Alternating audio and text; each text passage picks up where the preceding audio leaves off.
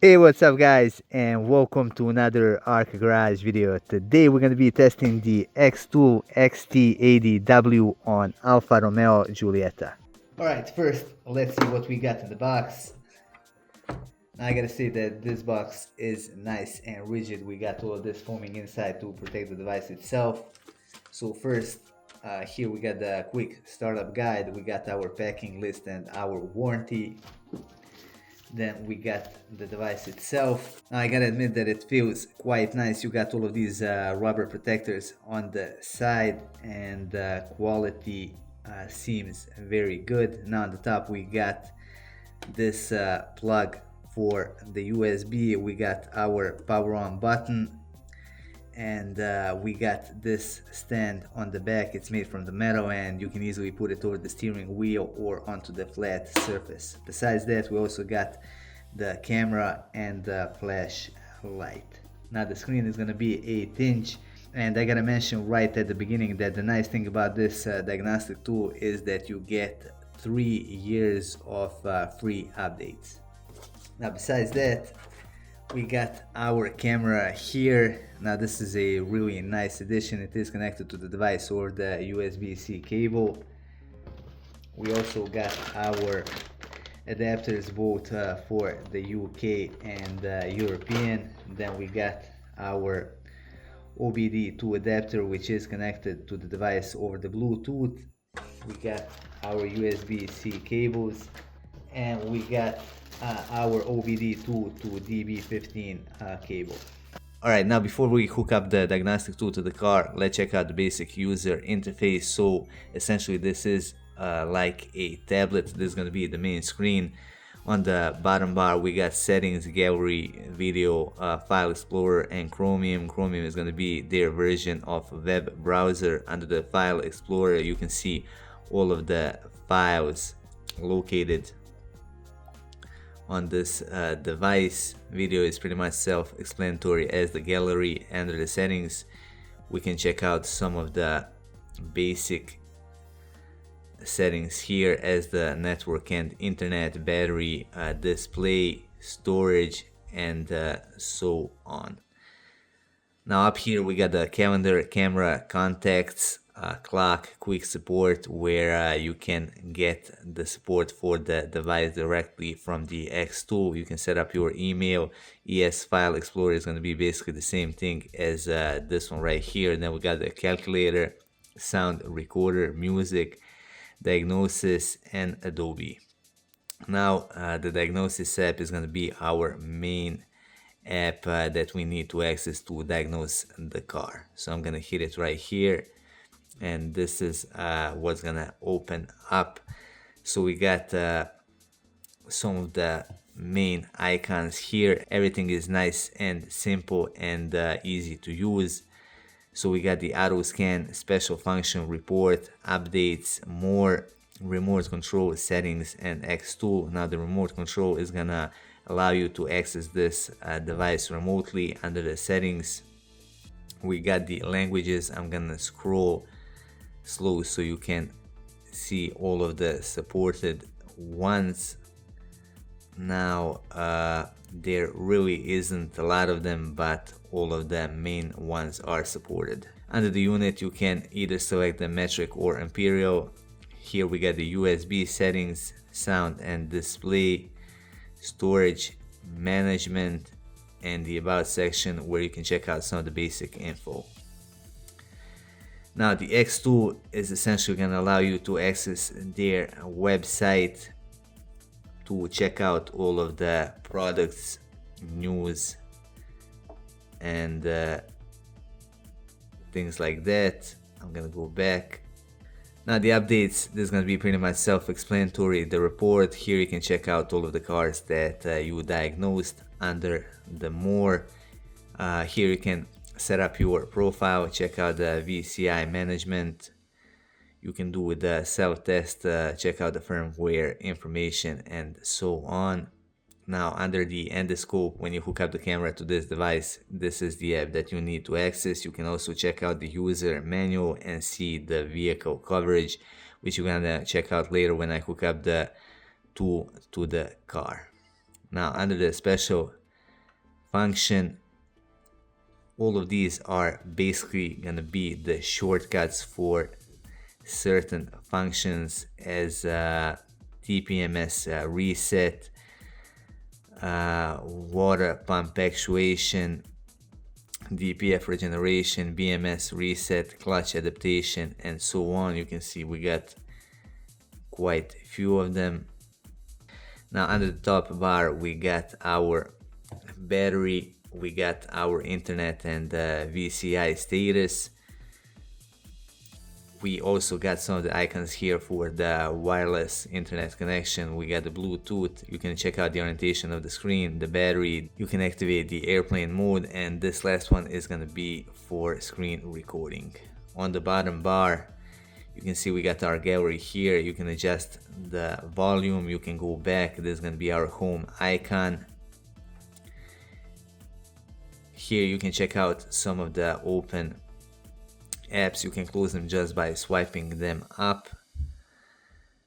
Now this is going to be our diagnosis icon, and this last one is going to be for video recording. Now let's hook up the diagnostic tool to the car and let's see how good is it.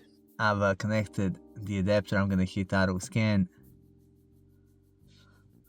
Alright, so the diagnostic tool wasn't able to recognize the car's VIN, which is kind of new for me because every diagnostic tool that I use on this car was able to read out the VIN code. I'm gonna hit diagnostics.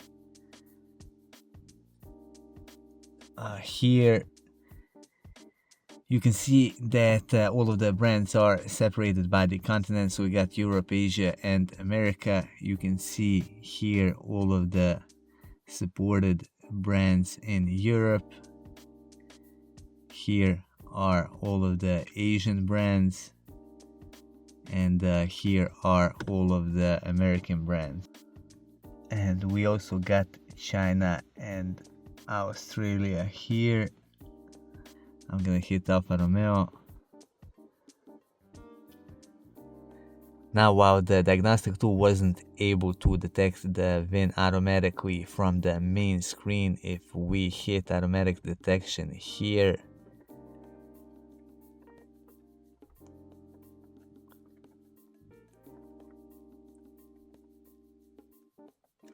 you can see that it is able to read out Alfa Romeo Giulietta 2011. So I'm gonna hit OK. I'm gonna hit auto scan.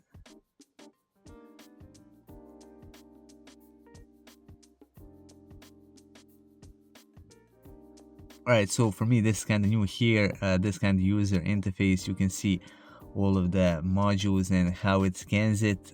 Up here you can see the map where it says if it's blank it says not scanned, the green is going to be normal, the orange one is going to be malfunction, gray is no response, and purple is multi-system. So if you don't like this kind of display, you got the list option here, and it's going to display it like this kind of more conventional and more like other diagnostic tools that we are used to seeing. So you can see that we got 3 modules here with DTCs. I'm gonna hit engine control module. I'm gonna hit diagnose.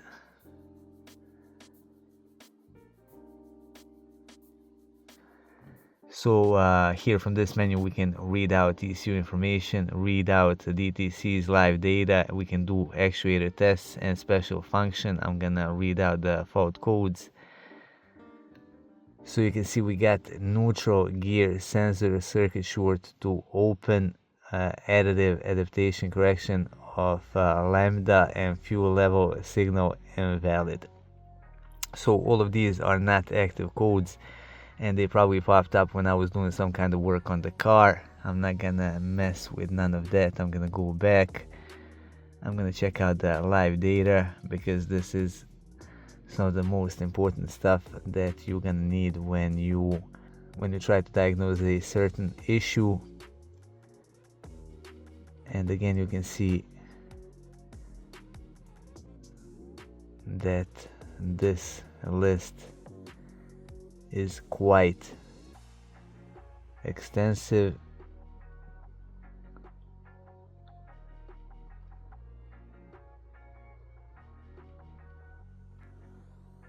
So as I said before, the more parameters you have, it is actually better for you, because you can get more information when you are trying to diagnose a certain issue.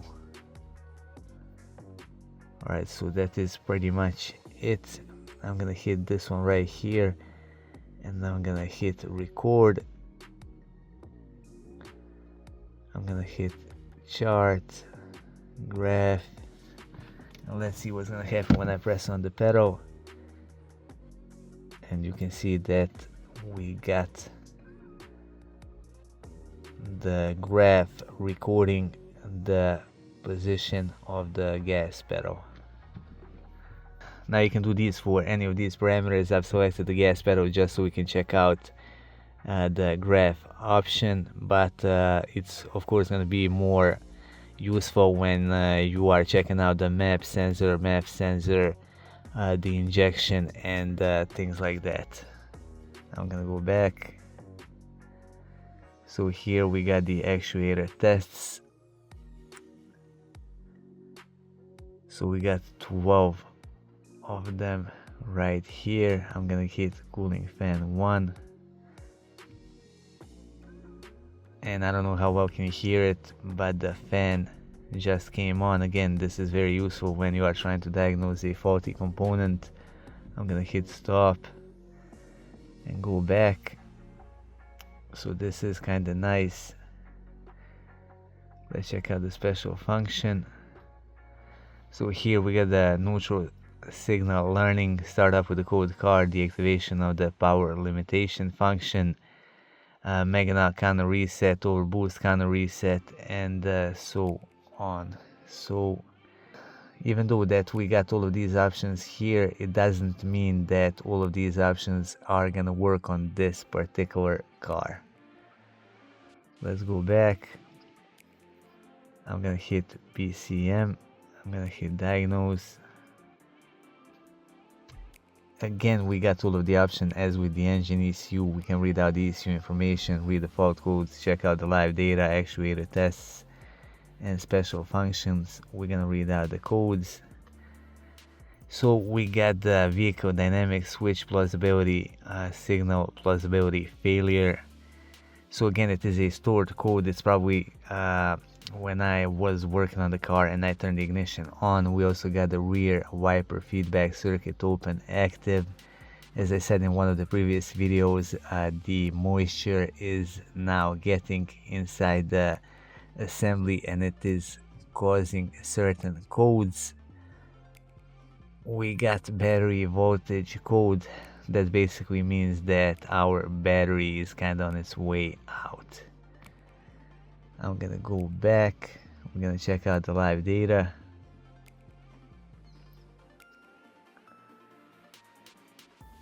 So all of this data is gonna be for our body control module.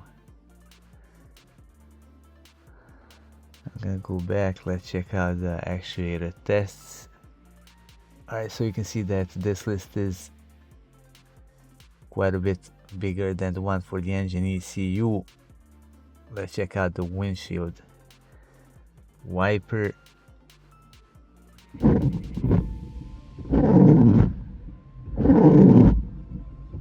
And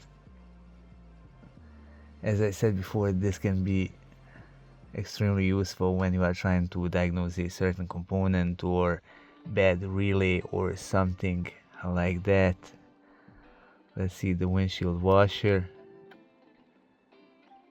It is working as well. So as I said, all of these things that you can see here, you can basically activate them just through this diagnostic tool. Let's see the special function, the siren check. And this is what I was talking about, like even if you have a certain option here, doesn't mean that is supported by this particular car. Let's go back. Let's see the HVAC.